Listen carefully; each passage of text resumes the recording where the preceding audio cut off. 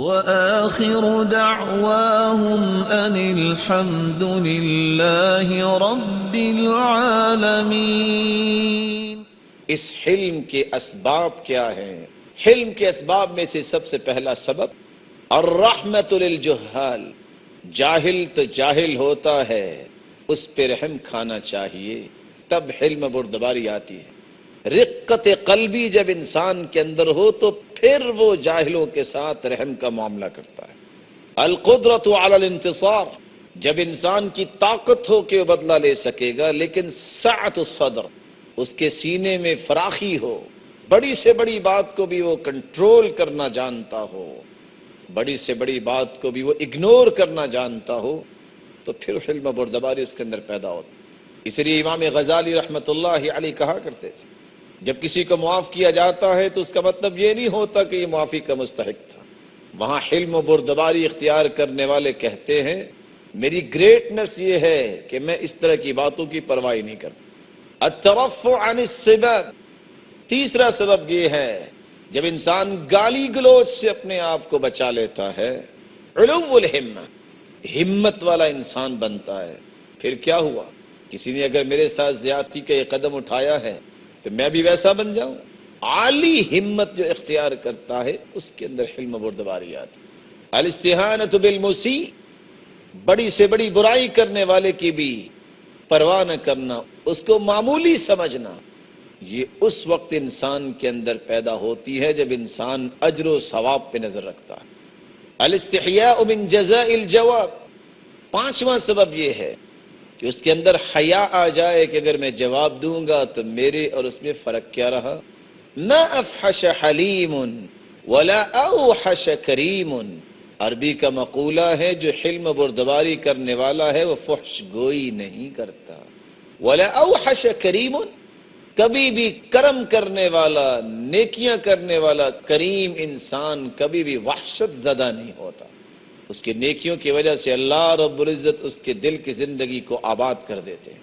التفضل علی الساب، چھٹا سبب یہ ہے گالی دینے والے پہ اپنی فضیلت کو برقرار رکھنے کی سوچ پیدا کرنا۔ استنکاف الساب وقطع الساب، گالی دینے والے کو گالی دیتے وقت اپنے آپ کو کنارے پہ لے جانا، اور یہ اس وقت ہوتا ہے جب انسان سمجھتا ہے کہ یہ چند پانی کے قطرات جو ٹھیک نہیں ہیں میرے جسم میرے کپڑوں کی طرف آنا چاہتے ہیں، یہ اس کو تو کچھ نہیں کہیں گے، میرے کپڑوں کو ہی کہیں پلید نہ کر دے، وہ کنارہ کر جاتا ہے۔ جب کنارہ کرتا ہے تو زبان کو حرکت نہیں دیتا، اور یہی حلم بردباری انسان کے اندر پیدا کر دیتا۔ اس لیے امام شعبی رحمۃ اللہ علیہ کہا کرتے تھے ما ادرکت امی فابرها ولكن لا اسب احدا فيسبها، میں اپنی ماں کو تو نہیں پا سکا اپنی جوانی میں کہ میں اس کی خدمت کر سکوں، لیکن میں نے کبھی کسی کو گالی نہیں دی کہ جس کے نتیجے میں میری والدہ کو کوئی گالی دے۔ میں یہ نیکی سمجھتا ہوں اپنی والدہ کے ساتھ کہ میں اس کو گالی دینے کا سبب نہیں بنتا۔ اس لیے عربی زبان کا مقولہ ہے فی اعراضک صون اعراضک، جب تم کسی سے اعراض کر لیتے ہو، جب تم کسی کی برائی سے الگ تھلگ ہو جاتے ہو تو تمہاری عزت خود بخود بچ جاتی ہے۔ الخوف من العقوبۃ علی الجواب، آٹھواں سبب یہ ہے حلم بردباری اس میں پیدا ہوتی ہے جس کے اندر خوف ہو کہ اگر میں نے جواب دیا تو کہیں مصیبت اور مشکل کل قیامت کو میرے اوپر نہ آ جائے۔ اس لیے کہنے والے نے کتنا ہی اچھا کہا، الحلم حجاب الآفات، حلم بردباری تو آفتوں کے سامنے ایک پردہ ہے، انسان آفات سے بچ جاتا۔ الرعایۃ لید سالفہ وحرمت لازمہ، نواں سبب یہ ہے حلم اور بردباری اس پہ پیدا ہوتی ہے جو دیکھتا ہے کہ یہ ہاتھ جو اٹھنے والا ہے یہ کتنا نچلا ہاتھ ہے، یہ کتنا محروم ہے خیر سے، اگر اسی طرح کا جواب میں دے دوں تو میں بھی اسی محرومی کا شکار ہو جاؤں۔ نہیں، اس ہاتھ کو بھی بہتر بنانے کا طریقہ یہ ہے کہ میں اس کی برائی کے جواب اچھائی سے دوں۔ المکر وتوقع الفرص الخفیہ، دسواں سبب یہ ہے انسان اس مکاری سے دور ہو جائے جس مکاری کے نتیجے میں انسان کو غوائل کا سامنا کرنا پڑتا ہے۔ وتوقع الفرص الخفیہ، اور ہو سکتا ہے کہ انسان کے کسی جذبات کے نتیجے میں جو خفیہ چیزیں ہیں وہ انسان کے سامنے آ جائیں اور انسان کے لیے پریشانی کا سبب بن جائیں۔ اس لیے کہنے والے کہتے ہیں من یدعی العلم من یدعی الحلم، جو حلم کا دعوے دار ہو، اغضبہ لتعرفہ، تھوڑا سا اس کو غصہ دلا کے دیکھو تاکہ تم پہچان سکو کہ اس کے پاس حلم و بردباری ہے کہ نہیں۔ لا يعرف الحلم الا ساعة الغضب، حلم و بردباری پہچانی جاتی ہے تو غصے کے وقت۔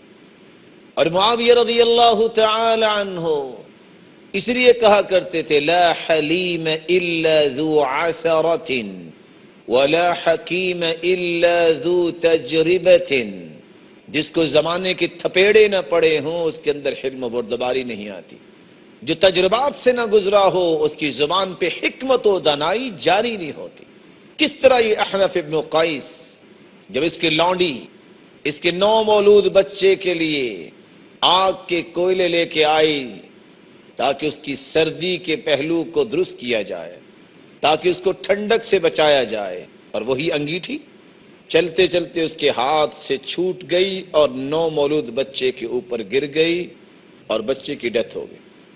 یہ عرب کا سردار بننے والا احنف ابن قیس جب اس نے دیکھا کہ یہ ہو گیا ہے خاموش ہو گیا، کہا تم آج کے بعد آزاد ہو اور یہاں سے چلی جاؤ، مجھے ڈر ہے کہ اس بچے کی وجہ سے کہیں تیری جان نہ مار دی جائے۔